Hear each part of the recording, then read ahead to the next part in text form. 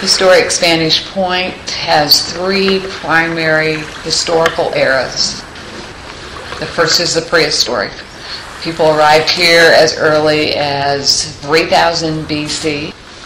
They were not farmers, they were hunters and gatherers, and lived primarily off of the abundant seafood and naturally growing plants and vegetables that they could eat without having to cultivate crops.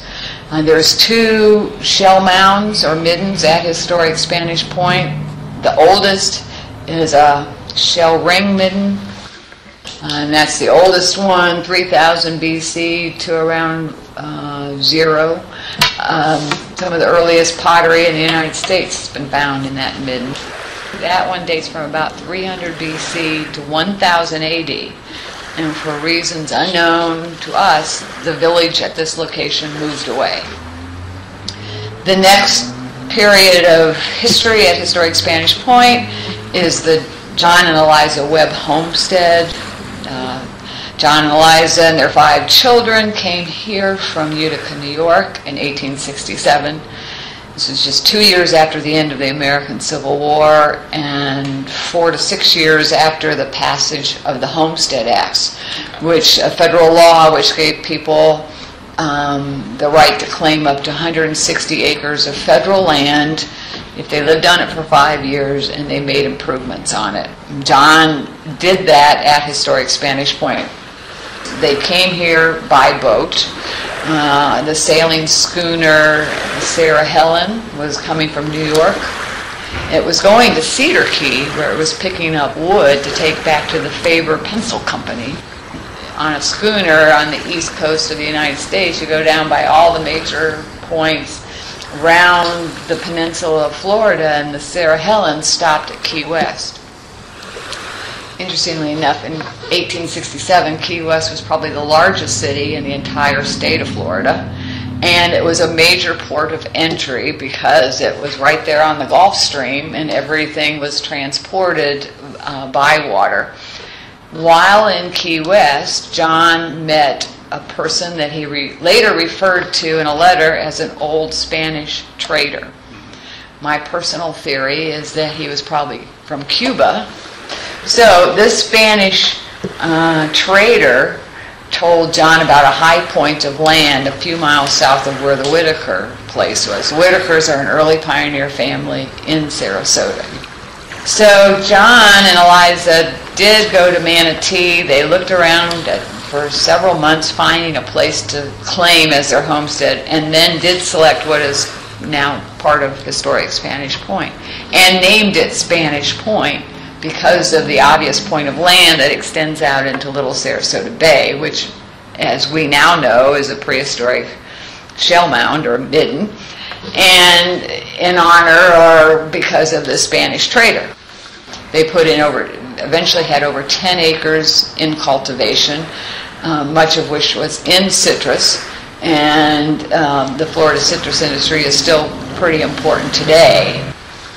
So in order to get their crops to market, they pack fruit here at that packing house, and then again through the waterways on their own sailboats and various crafts, would take that produce either back to Key West, where it could get packed on larger schooners and shipped up north, or sometimes they sailed it to Cedar Key, because by the time they were established, there was a railroad line that went as far as Cedar Key. Again, Cedar Key was quite today it's not much, but historically it was a major port again, and then was connected to the railroads. So we were able to interpret the early citrus industry and the importance of water transportation to get those crops to market. Secondly, John and Eliza Webb quickly realized that they were not going to successfully maintain a lifestyle that they wanted to enjoy, and were thinking of diversifying their income streams, and began to take in winter boarders. We would call them tourists today, But they always referred to them as winter boarders, and they began what was called Webb's Winter Resort, one of the first tourist establishments in Sarasota County.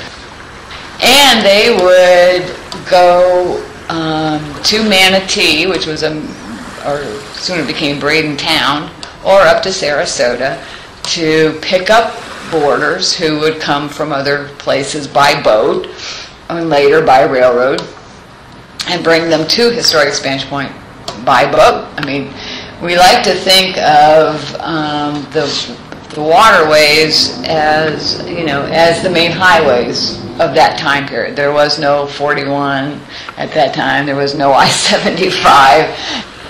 The third era of Historic Spanish Point surrounds Mrs. Potter Palmer.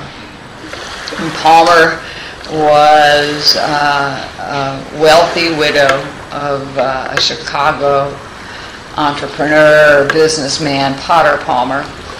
And at the age of 61, I believe she was 61, she gave up her life in Europe and decided to visit Florida because she saw a little ad in the newspaper up in Chicago and came down here. Well, down in Coconut Grove, there's a Peacock Inn. I don't know if you're familiar with Coconut Grove, but it's probably one of the oldest villages of what later became Miami, and it predated when Julia Tuttle came and induced Flagler to bring his railroad. They were contemporaries of Palmer, early 1900s. What the little Peacock Inn was a tourist resort with winter boarders at the same time that the Webbs were running Webb's Winter Resort. It's interesting that they call them winter boarders. We call them winter boarders. We actually have some people, that was the Gilpin family, that spent several months at Peacock Inn and spent time at Webb's Winter Resort. So there's a real connection of the two, although I don't think the Webbs and the Peacocks knew each other.